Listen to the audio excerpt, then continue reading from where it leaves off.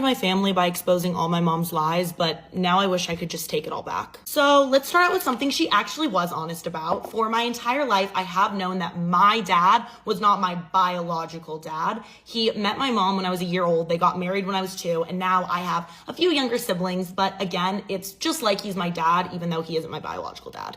But just because I'm not his biological daughter doesn't mean he treats me any differently. It is just like he is my biological dad. He treats me the exact same way he treats any of my siblings. Honestly, most of the time, I don't even really remember that he's not my biological dad. He's the best guy in the entire world, and we're so close. My mom always told me that she got pregnant in her early 20s with some guy's baby that she was casually seeing, and when she went to tell him that she was pregnant, he completely flipped out, said he wanted nothing to do with her or the baby, and blocked her on everything. Like, fully ghosted, could not get in contact with this man. She said he actually ended up changing his number, so she had no way to get into contact with him, even though she's tried. All she had was his name, which was very, very generic. So she had tried over the years to find him and never had any luck. She told me that she's actually never changed her phone number just in case one day he decides that he did want to reach out and meet me, but he's never made that choice. And even though I did have an amazing family and a perfect dad, it was always so hard for me just to realize that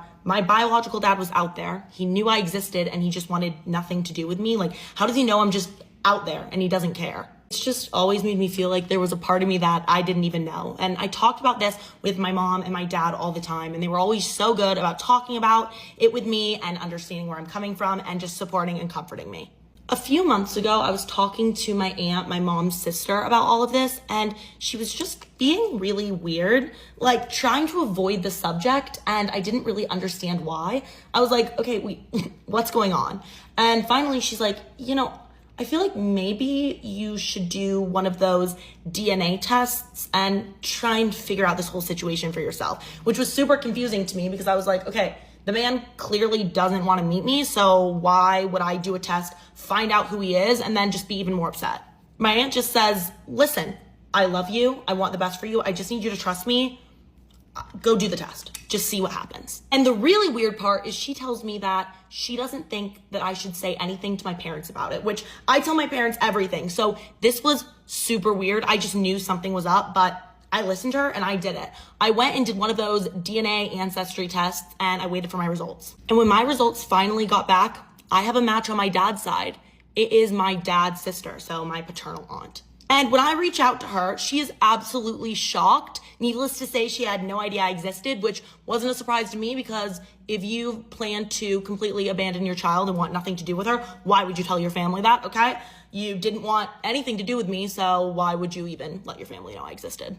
But she's adamant about the fact that her brother would never do that. He would never just abandon his child. So she's like, I need to talk to him and I'll get back to you. And within the hour, I get a phone call from my biological father. After years of not even knowing who he was, he's calling me on the phone with a name that is not the name that my mom gave me. And the man is absolutely beside himself on the phone. He's telling me that he had absolutely no idea that I existed and that if he knew, he would have been there for me for my entire life. And you just can't fake that level of emotion. I could tell by his tone that he was telling the truth. He had no idea that I existed and that my mom must have just been lying to me for my entire life. So I immediately go right to my parents' house. I sit them down and tell them everything that's happened. And I'm like, how could you both lie to me about this for my entire life?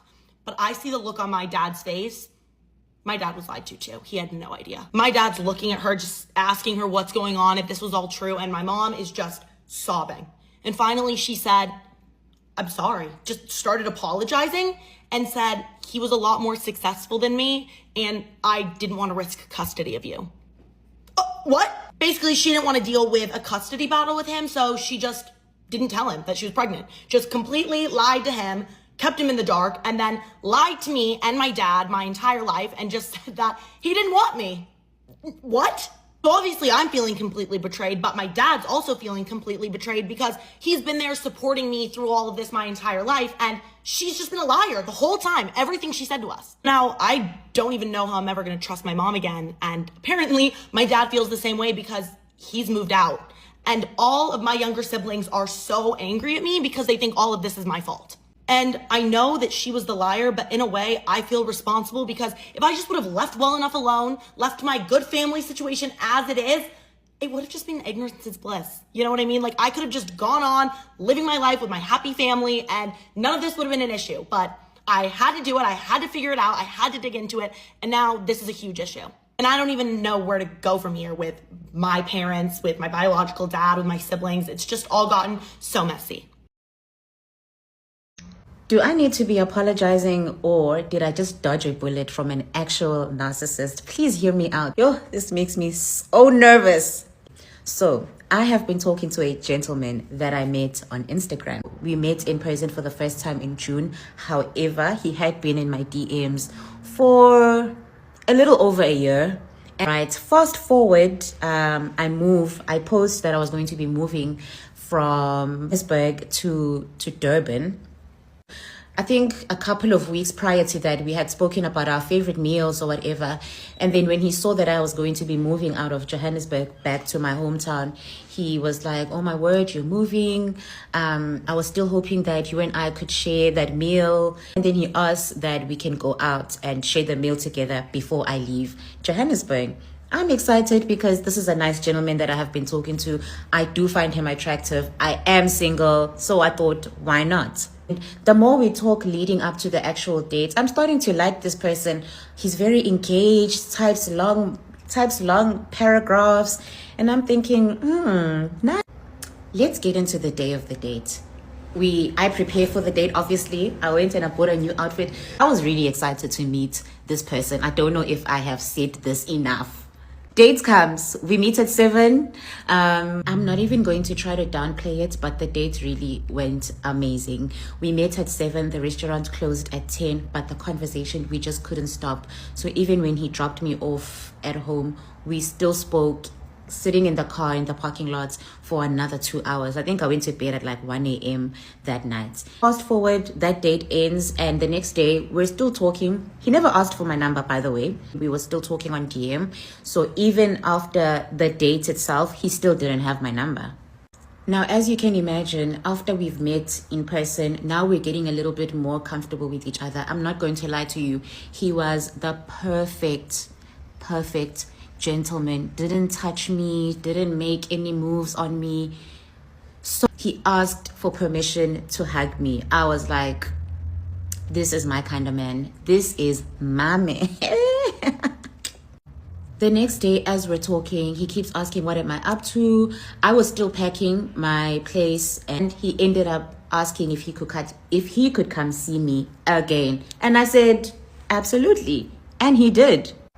We proceeded to spend the following night together again. We went out for dinner again. Then we go our separate ways again. I go to bed. Then the next day was going to be a Saturday, the day that I officially fly back to Durban. Sends me another DM.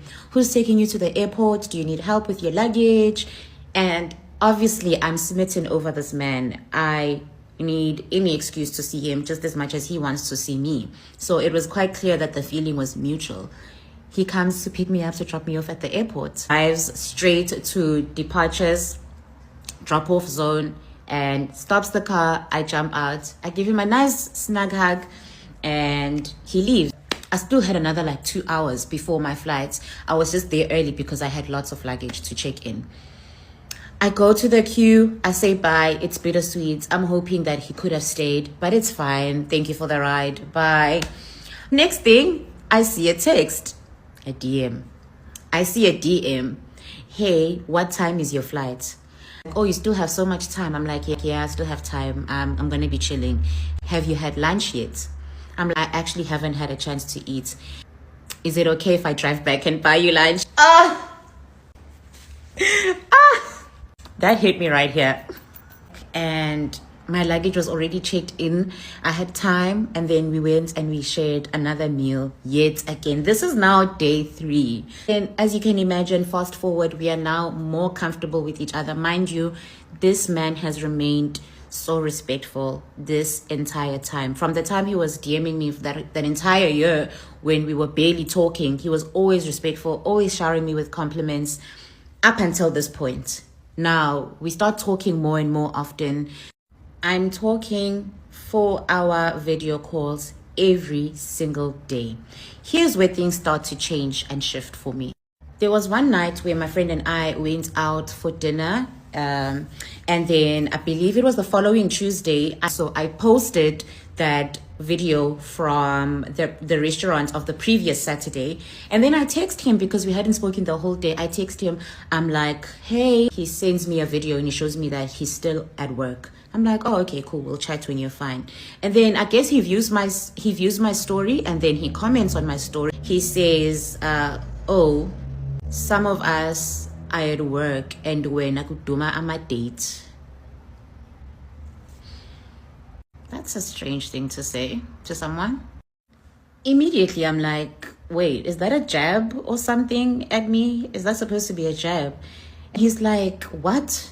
What are you talking about? No, it's not. And then I'm like, no, that sounds like a very passive-aggressive statement. Why would you say that? And then he calls me. We're still calling on Instagram, by the way. He calls me and he's like, no, absolutely not. Why would you think that? No, man, I'm sorry. And then he's like, it was a joke. I was just saying, I wish I was on a date.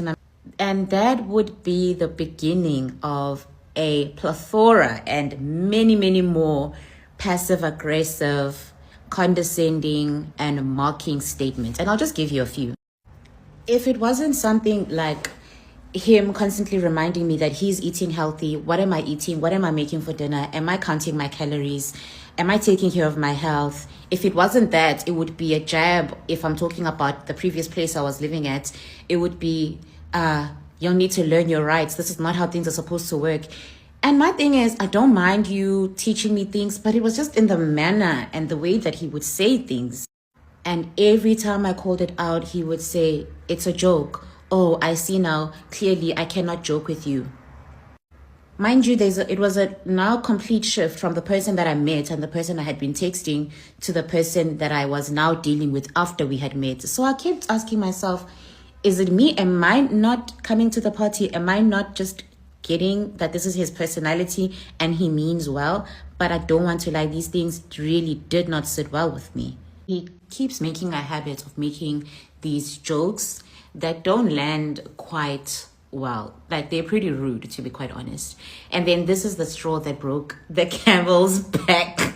As we usually do, it's one of those nights where we are on a video call. I'm about to jump into bed and he sees me spraying a body mist. And then he says something along the lines of, oh, why are you putting on perfume for bed? Who are you trying to smell nice for?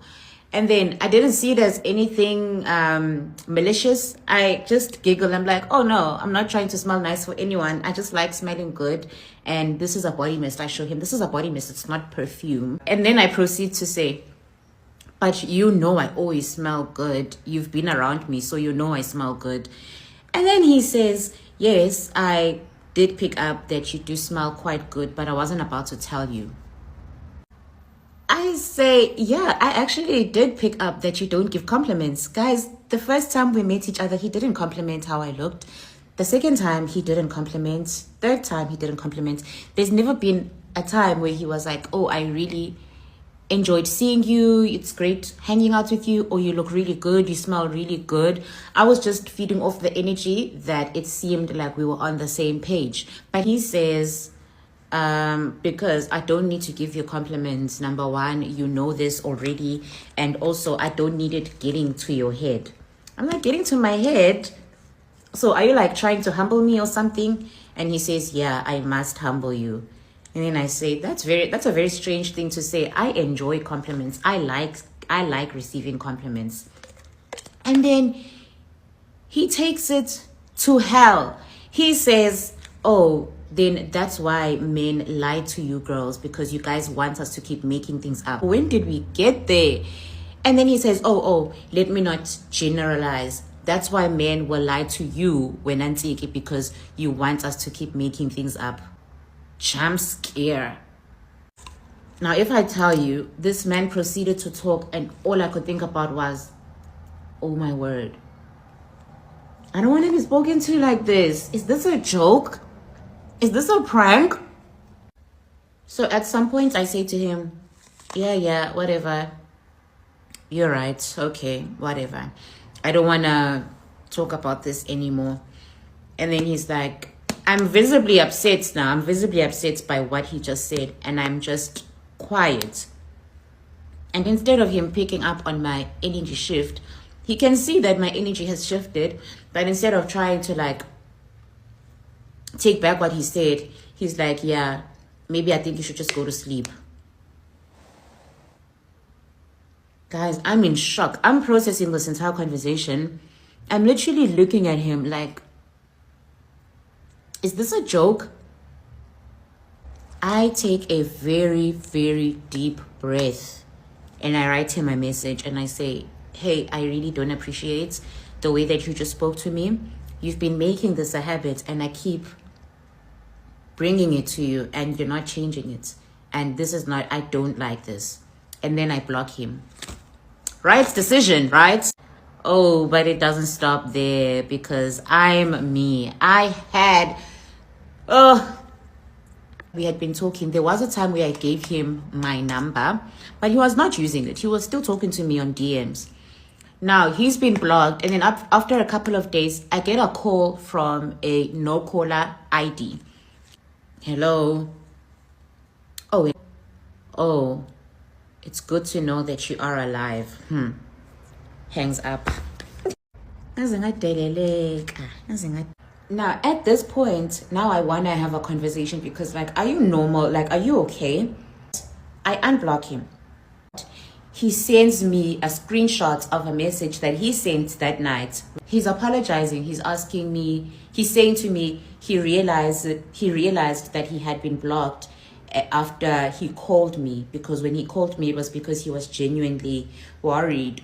And then we have a lengthy conversation. I tell him how his actions and his words actually hurt my feelings.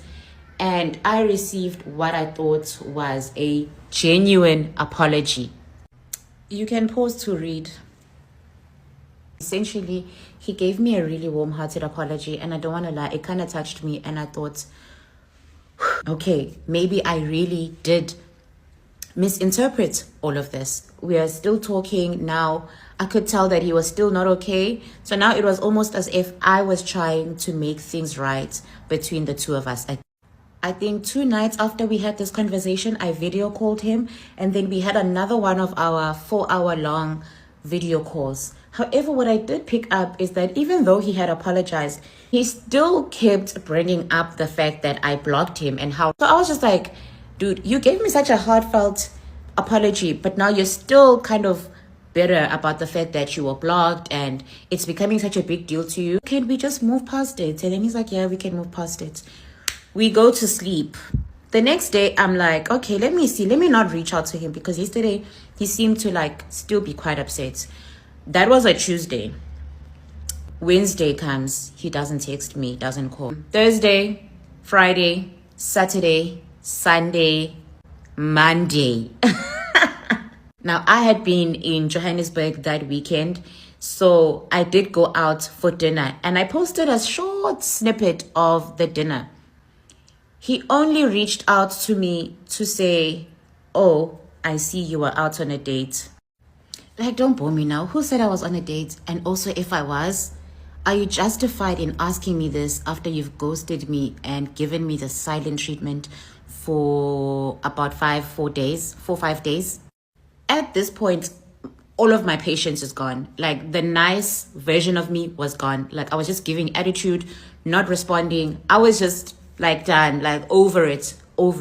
This man proceeded to crash out in my DMs for the next 4 days, asking me questions. Oh, I see you were on a date. Oh, do you have a boyfriend now? So happy for you. Siyakbongela. Congratulations.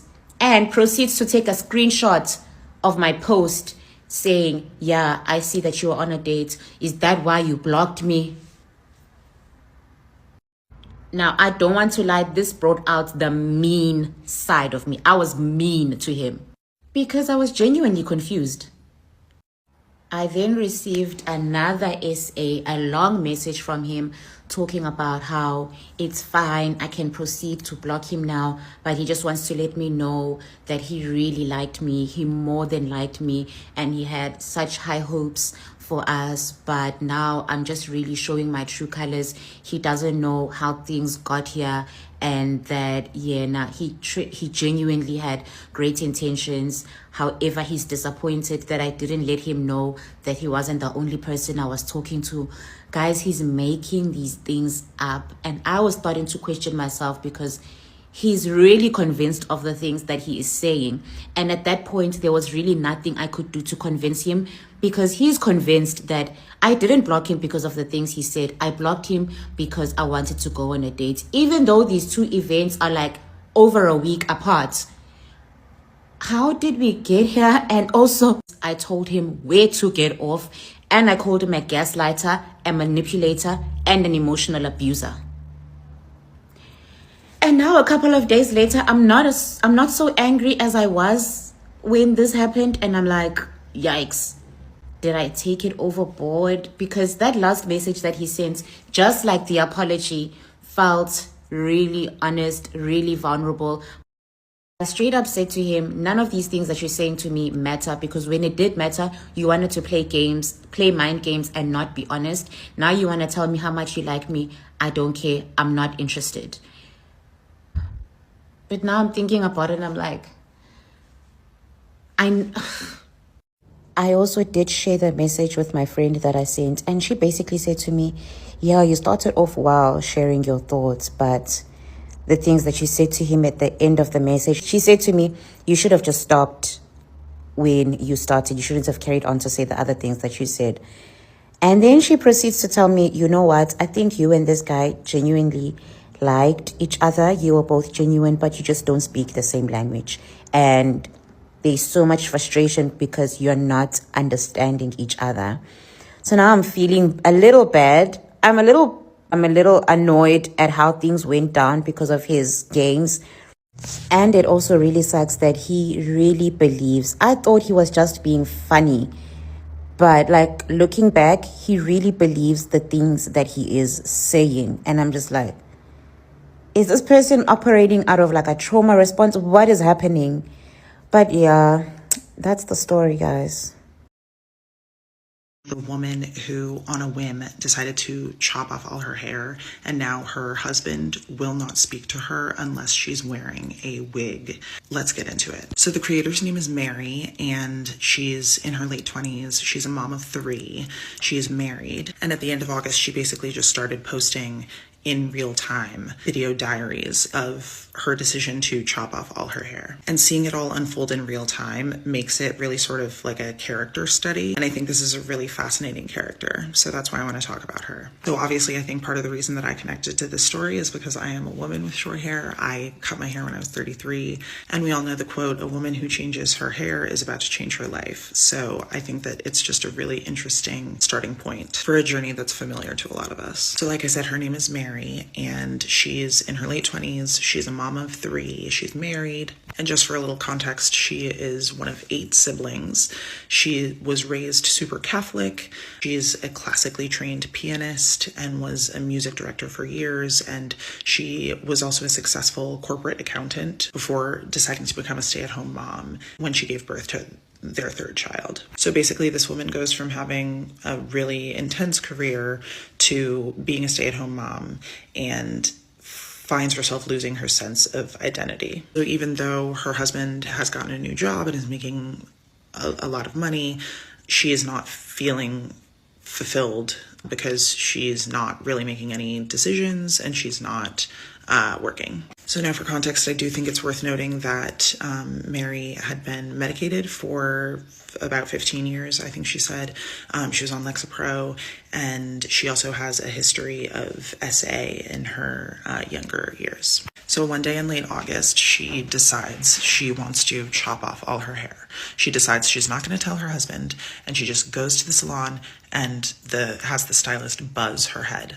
And she loves it. She's super happy with it. She feels free. And she has this realization that this is basically the first decision she's ever made in her life without asking someone else's opinion first. She's struggled to feel like her body is her own since her SA incident. And so she basically feels like cutting all her hair off is going to force her to finally appreciate her face, which she's never really liked. So she feels like maybe she'll be able to focus more on her personality. And she says, frankly, she's tired of being nice all the time and feels like having kind of a badass haircut will force her to stand up for herself more. So again, the hair is a big change for her, but she does it and she's really happy with it. And then she posts a video saying that she has no idea how her husband's going to react. So he gets home and he hates it.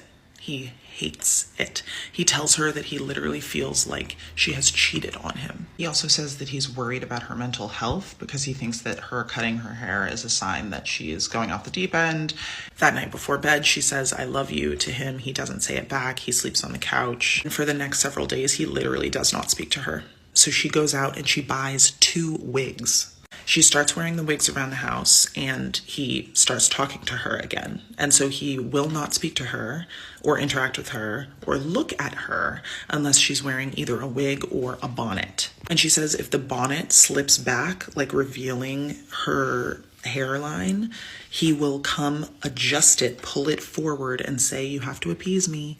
So now this woman is literally living a double life inside of her own home. She wears her buzz cut when he's not home and feels like a confident person. And then whenever he's around, she is either wearing a bonnet or a wig. And he is cracking little side jokes about how she's a lesbian now. But what's crazy is that you can actually see the difference between her 2 personalities, kind of, in the videos, because in some of the videos she's wearing the wig and in some of the videos, most of the videos, she's not. And it's kind of like watching 2 completely different people. So obviously she's horrified because her husband, she says, is repulsed. That is the word that she used. But she's also kind of confused because she says he never really remarked on her appearance at all. So she did not think that he was particularly invested in the way that she looked. She says she can count on one hand the number of times that he has told her she's beautiful. And so she says, you know, she didn't think that he was going to love the haircut, but she also hoped that he would see the change in her demeanor and how happy she was and grow to like it out of support for her. And so it's just really interesting because over the course of these videos, we are literally watching this character development unfold, essentially. So for instance, she says, "I don't love a beard, but 3 to 4 times a year, he will wear a beard for a couple months. And he doesn't tell her when he's going to grow it. And he also doesn't tell her when he's going to shave it. And she loves him with or without the beard because they're married. And that's what married people do, is love each other despite slight changes to their appearance. And so she's sort of realizing, wait, what if his love is conditional? I really appreciate this story because unlike the dog food lunchbox teacher lady, Mary is actually interested in investigating her own life and experience. And she is going through this metamorphosis with us along for the ride. So it's like she's realizing in talking through these videos and it's sort of externally processing, as she calls it, that she has a lot of insecurities and that she has always felt like her value was tied up in her ability to appeal to men and that she would be treated better if she looked the way that men wanted her to. And then, you know, she's kind of having this realization about the male gaze. So she's literally processing over the course of these video diaries, kind of, that she probably cut her hair as a way of severing her obsession with appealing to the male gaze. But then we're also at the same time getting these videos interspersed of her wearing the wig or wearing the bonnet and understanding that, you know, it's 2 steps forward, 1 step back. But she's so incredibly honest about herself and she's not afraid to be self-aware, even though that's not the way she's necessarily always been. And it's just really powerful, I think, to watch someone kind of find their voice with a series of TikTok videos. And you can see her transformation from this sort of meek woman to someone who's more confident. And, you know, the change, like I said, in her demeanor is just so apparent. Oh, and just one other side detail. Her husband ends up saying that the reason that he can't look at her without the wig is because she looks too much like her little brother. And based on Mary's accent, I do kind of get the sense that this is taking place in like maybe the South in a more conservative area. And so I just think that it's really interesting that it kind of, the husband's whole issue kind of boils down to something that's so obviously homophobic. And by the way, Mary shared a picture of her brother and they really don't look that much alike. So obviously in my mind, I'm like, well, the husband has a thing for the brother and, it's awkward. But maybe that's just my TV writer brain. My intuition and listening to my gut feelings saved my life, and this is what happened. I was in high school, Pokemon Go was the thing. I wasn't playing it, but I had a lot of friends who were playing it, and one of my best friends was super into it. She was over at my house, we were trying to figure out what to do on a weekend night, and she was like, should we just drive around and go get Pokemon? I don't really know how it works, so when I explain the Pokemon parts of the story, give me some grace here. And I was like, yeah, sure, let's go, why not? I'll drive. And so we're driving around town. We kind of spend a long time doing this. I think we probably stopped for Dutch Bros, the whole thing. We were out there for a few hours. And we were on our way home going through the community college because we saw that there was some Pokemons to pick up there. When we were driving through, I see lights in my rearview mirror. And I'm like, I think we're being pulled over, but it looks like a campus security car. I'm really not sure. And so she was like, yeah, I guess we just pull over. So I go into the parking lot right there on campus and I pull over and the guy comes up to my window and he's like, hey ladies, what are you guys doing? I was like, actually, we're just playing some Pokemon Go. I was like, I'm driving, I'm not on my phone, I'm not doing anything. I was like, she's doing the Pokemon part, I'm doing the driving. And he was like, well, you can't be around here past 10 p.m. And I was like, oh, I had no idea. And he was like, yeah, we have a curfew and you can't drive through campus past 10. I was like, oh my gosh, I had no idea. I'm so sorry. I just live in the area. I'm not a student on campus, so I didn't know these rules. And he was like, you're good. You guys said you were doing Pokemon? I was like, yeah, we are. And he was like, oh, cool. Yeah, I don't know much about it, but I've heard there's a really good one to catch up by the gymnasium. I was like, oh, cool. We'll come back for it maybe another day. He's like, oh, probably won't be there. But I can show you really quick before you guys leave campus. And I was like, immediately I'm like, something feels weird. I don't really know what. It wasn't a big deal, but something just felt wrong. So I was like, you know what? We're going to head home. He's like, seriously, it's 5 minutes. And I look at my friend. He's like, but you guys are going to have to get out because you can't drive up there. You have to walk up. But it's a quick walk. Immediately chills down my spine. I'm like, oh, why do you want me out of my car? And I was like, we're really close to my curfew. My parents will kill me if I'm not home on time. I'm so sorry, I've got to go. But are we good here? On a law level, have I broken any laws? He's like, no, you're good. You guys are good to go home. I was like, thank you so much, sir. Have a good night. And I drive home. I drop my friend off. I get home. My mom's like, hey, how was your night? I was like, it was good. I was like, we had a lot of fun, but did you know that COCC has a curfew? She was like, what? I was like, yeah, I guess you can't drive through campus past 10 p.m. She was like, I didn't know that, but okay. She was like, were you on campus? I was like, yeah, we drove through, but I didn't know that. We got pulled over. And I was like, and then the guy wanted to show us a Pokemon Go, but he said we had to get out of our car. I tell her the whole story, and she's like, Alexandra, that's really weird. She's like, I'm glad you're home, but good thing you didn't get out of the car. Thanks for being smart, whatever, the whole thing. I'm like, okay, good night. So not even a week later, on the news, in my small town, mind you, pretty much everyone knows everybody. I see on the news that there has been a murder on the community college campus. And it was a young blonde girl walking home, and the campus security guard is the suspect on the loose. Yeah.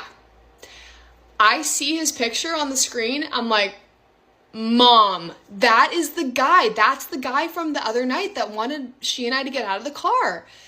And she was like, what?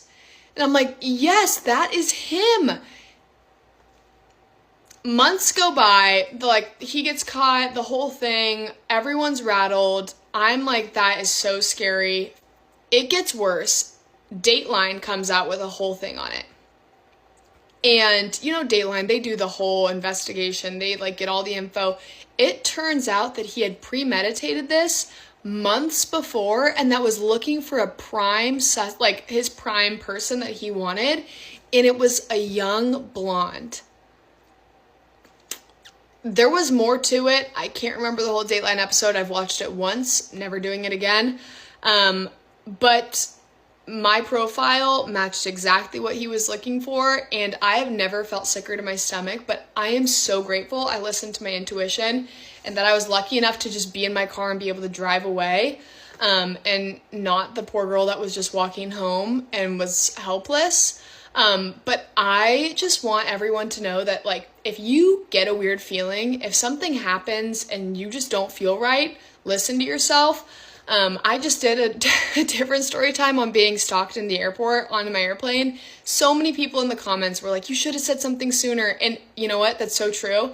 But in the moment, you're so shocked it's happening to you. And I think we've been conditioned to be like, don't overreact. It's not a big deal. And that, like, if you do report things, you feel silly because sometimes people, like, don't take you seriously and they're like, yeah, okay.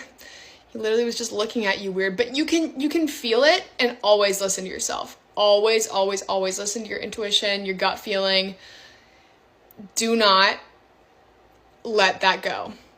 I make these videos of stories that happen. These are real stories that happen in my life. And the reason I do it is because I've had so many people say, like, thank you so much for saying this. Like, I didn't even know this was possible. Or if this happens, now I know how to react or how not to react. And that's all I hope for. If someone can learn anything from me, like literally take anything away from these videos, I'm happy. I just want y'all to know, listen to your gut instincts. Everything in you is telling you what to do. Just listen to it.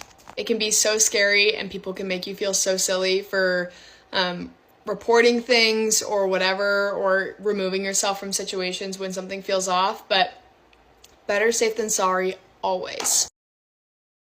He accidentally ended the life of his childhood best friend. 20-year-old Keeley Bunker was born in Tamworth in England, and everyone who knew her described her as the kind of person that just radiated sunshine. She was kind, she was fun, she was smart. She also really made it a point in her life to prioritize the people that she cared about. And she adored kids, and she often talked about her future kids and how excited she was to become a mom one day. Keeley also had the personality of someone who wants to make a positive impact on the world, so it comes to no surprise that she decided to pursue a career as a teacher. And after getting her degree, Keeley was able to get an interview to become an assistant teacher, and that interview was very important to her because it was the first step in securing her dream job. The interview was scheduled for September 19th of 2019. Her 20th birthday was September 7th. And even though she had this important interview coming up, Keeley made plans with one of her closest friends to go out Wednesday, September 18th to celebrate her 20th birthday. The plan was that her and her best friend Monique were going to go to a concert in Birmingham and then just see where the night took them afterwards. So they went. It was a blast for both of them. They had so much fun, and afterwards they decided they wanted to keep the fun going. So the two of them met up with 20-year-old Wesley Street. Wesley and Keeley had known each other practically their entire lives, and it wasn't like they were the best of friends, but they were close because they had known each other for so long. So Keeley thought that it would be fun if the three of them went out together. After the concert, the girls ended up at a place called Snobs. Then Wesley joins them and they hang out there for a few hours. There are Snapchat videos and it just looks like a group of friends, a little trio having fun. They're there until around 2:40 a.m. when they decide to call it a night. By 3:30 a.m., they all got dropped off right by Monique's place. Keeley lived around a 20-minute walk away from Monique's place, so she tells her that she's just gonna walk home, but Monique tells her that she should just sleep over because it was late, it was dark, she didn't feel comfortable letting Keeley walk home alone. But Keeley is like, don't worry, I'm gonna be totally fine. I would rather go home, get a good night's sleep in my own bed to prep for my interview tomorrow. Monique did not love that, but Keeley reassured her that she would be fine, especially because she had Wesley with her. She told Monique, don't worry, I've got Wes, he'll walk me back and it'll be fine. So they hugged, said their goodbyes, but that would be the last time that Monique would ever see her friend alive again. The next day, Monique wakes up and around 12:30 p.m. she texts Keeley just to make sure that she got home safely, but she doesn't hear back. So she texts her again, but she still gets no response. But she's thinking, okay, she's probably just busy prepping for her interview. I'm sure she'll call me back when she gets a second. But Keeley never made it to her interview. And that's when Monique knew that something bad had to have happened. So what does she do? Of course, she texts Wesley, given that that the last time that she saw them, Wesley was supposed to be walking Keeley home. And she's like, dude, what's going on? What happened? Where's Keeley? Did she stay over at your place? And Wesley is like, oh no. He tells her that when they were walking home together, he started to feel really sick and they were pretty close to his house. So he decided to go inside of his house because he thought he was about to throw up, and he left Keeley outside near a telephone box right by his house. After that, he just assumed that Keeley ended up walking the rest of the way home by herself, but as we know, she never made it home. Monique then decides it's time to call Keeley's parents, who confirmed that she never made it home the night prior. Her parents were under the impression that she probably had just spent the night over at Monique's house, but after finding out that no one knew where she was and no one had heard from her by 5:30 p.m. on September 19th of 2019, Keeley's dad Christopher called the police to report his daughter a missing person. 1 hour later, Keeley's friends, along with family members and authorities, had gathered together to begin looking for Keeley. Meanwhile, another group of officers had been made aware that Wesley Street was the last known person to be with Keeley, so they go and talk to him, and he tells them the same thing, that he last saw her and left her at that telephone box near his house, and officers ask him to ride with them for him to go show them the exact spot, which he does. He rides with them. He gets inside of the police car and directs them along the path that him and Keeley had walked down as they were making their way home. He also points to the exact spot which he left her. And just from hearing that, you might think that Wesley was cooperating with the police, which I guess he was to an extent, but his reaction to no one being able to find his friend was the complete opposite that you would expect. Keeley's parents were worried sick. Monique was also extremely worried, but Wesley, he seemed to be annoyed. He was acting like officers were bothering him when they were talking to him. He didn't seem concerned, didn't seem worried, had no sense of urgency. Instead, he felt ambushed and bothered. And he really did not like how much officers wanted to talk to him, because his reaction was like, whoa, you are coming on too strong. You are making me feel attacked. It sounds like you're blaming me in the disappearance of my friend, and I really don't appreciate you putting the blame on me, so like back off a little bit. Even though, Mr. Sir, you were the last person to be seen with her. What do you expect? Anyway, officers notice his weird behavior. They take note of that. They also take note of the little details that he just cannot seem to keep straight in his story. Nothing crazy, nothing too alarming, but just small little details that were different every single time that he told the story, which was weird. Back at the search party, it's nighttime now. It's dark outside, but the group is continuing to walk around and look for Keeley or any sign of what may have happened to her. It was around 9 p.m. now. They had been walking around Wigington Park for about an hour and a half when one of the officers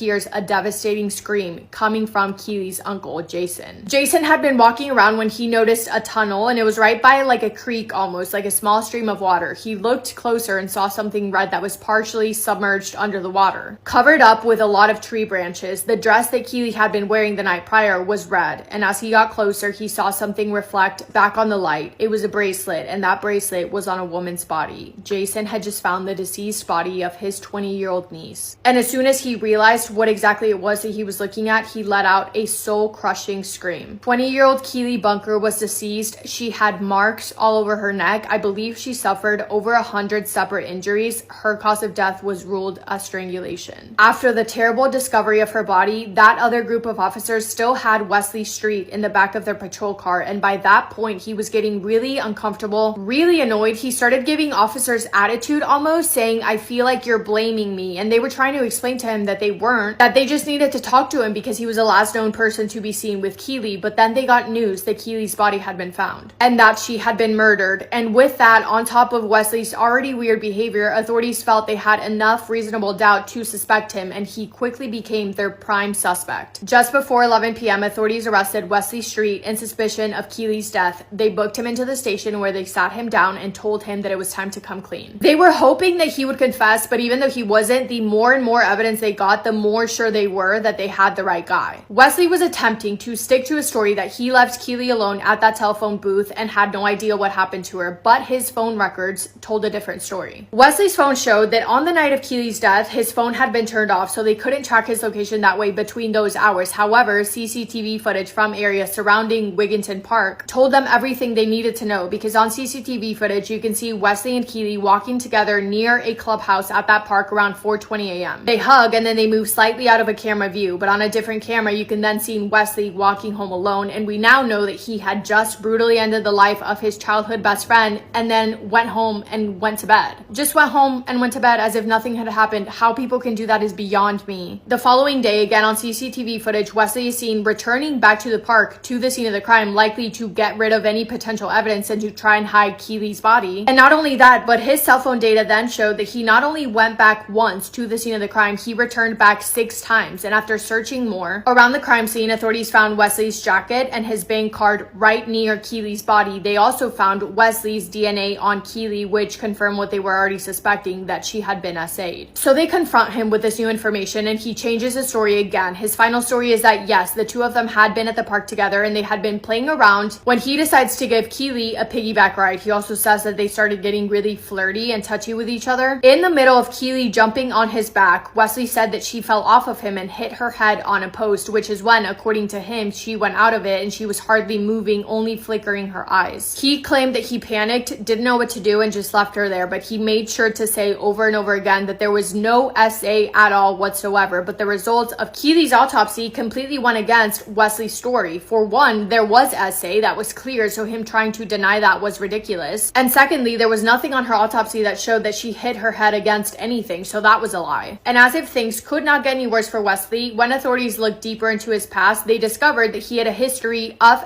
SAing girls, once in 2015 against a 16-year-old girl, another one in 2017 against a 15-year-old girl, and another one in 2019 against a 20-year-old girl, yet he had not served time for any of them. Wesley Street was charged with the SA and the murder of his childhood friend, 20-year-old Keeley Bunker. He was also thankfully charged in regards to the previous SA cases and reports made against him by the 3 other victims, totaling to 8 charges, and he pled guilty to every single one of them. At his trial, he maintained his innocence until eventually he confessed. However, he still claimed that it was an accident. He said that when they were getting flirty with each other, he, quote, accidentally killed her in a moment of passion, end quote. He then said that her body, quote, went floppy, end quote, and when he checked for a pulse, he couldn't find one. Then he panicked, he left, and went back to the scene of the crime 7 times to keep hiding her body better with tree branches. And as to why he didn't tell the truth from the very beginning, he says, quote, I didn't know how to act and explain to other people how she is.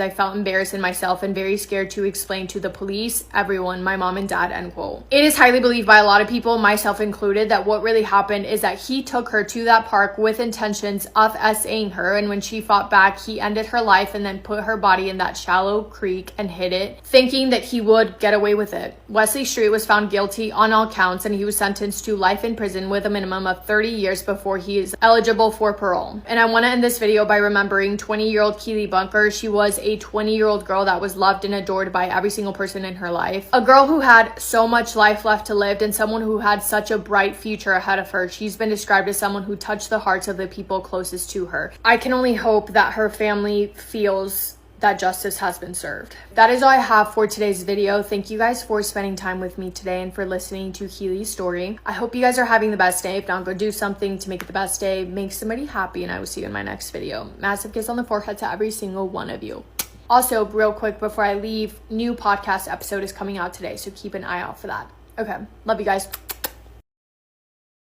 Story time when I moved in with a best friend and it destroyed our friendship, and we only lived together for 6 months. In my early 20s, I was about 22. I was friends with this girl who went through a breakup.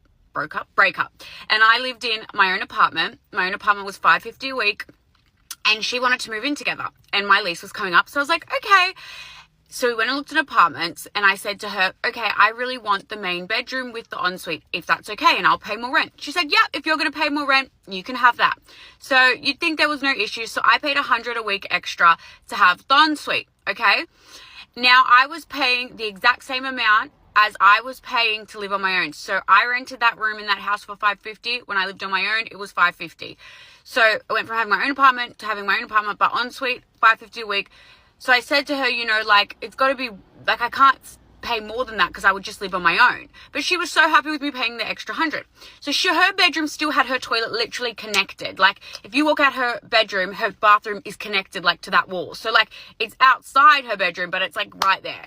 Anyway, but still, obviously, it's the bigger room I had. But that's why I paid an extra $100 rent. Now, first time I lived with a girlfriend where we had our own apartment. I had lived in girls' refuges when I was younger, but, like, you know, it's a refuge, it's a bunch of girls, it's different, right? You're not paying rent together, you're paying rent separately, well, yada, yada. So my sister said to me, okay, like, make sure when you pay your rent, she sends you the receipt. So every time you transfer her, because she decided she was going to send the rent, my sister's like, oh, you always have to have, like, a statement. I was like, oh, like, really? Like, do I? And I remember having this conversation with my sister. She's like, yeah, of course you do. So I remember, like, one of the second days we were living together, I was like, oh, boo, can you always, like, send me the receipt once, like, I send you the rent? Like that. Easy like that. Just said it like that. I swear to you, I swear. And because I would tippy toe. Because when I'm nice, I'm overly nice. In that moment, that ruined the whole friendship. She lost her fucking mind. You think I'm going to steal your fucking money? By the way, I was 22. She was 35 or 34. So she was quite a bit older than me. And she was like, what, you think I'm going to steal your money? Blah, blah. And I was like, no, like, of course not. Like I said, and I talked to my sister, she just said, like, you get the receipt. Like, if you're sending that much money every week, like, it's just a normal thing. Like, if I need anything for the future, I've got receipts to prove I pay rent. And she lost it. And that was the second day. And let me just say, after that, something I thought was so normal, my sister said I had to do, I said so nicely, ruined everything. Okay, from then on, it was fucking hell. If I left a cup in the sink, a cup, I'm talking a cup. Now, I was extremely mindful. Well, living on my own, I'm quite messy because I'm on my own. But when I lived with her, I made an extra extreme effort to do the best that I could. Now, if I left one fucking cup, she would scream the house down that I left a fucking cup in the sink. Yet, she would leave like a plate and a cup. It was wild. It was like she could do what she wanted, but she would go psycho at me. And it's also because I was overly nice and I would let these things slide. But then obviously I lost my fucking mind. Don't you worry, guys. I did. I lost my mind because that's what happens. Build, and then fucking mental Rosie comes out. Anyway, so she would come home and I'd be sitting on the lounge and she would walk in her room, smash her fucking bedroom door closed, smash it. And I'd be like, so she'd walk in, hi, how are you? How was your day? Completely ignore, go to her room multiple times, smash her fucking door shut. Smash it shut. Like, and I would be like, what the fuck is going on? And I'm 22, I'm a little babushka. Okay, I'm doing the best. It's the first time I've lived on my own with a girlfriend. Okay? And then I think once I was like, what's going on? Like, are you okay? And she's like, I'm not fucking okay. Like, she was going through all this mental stuff. But she didn't want to be open with me and talk to me about it. She had this weird hatred for some other stuff, which will make a lot of sense later on in the story.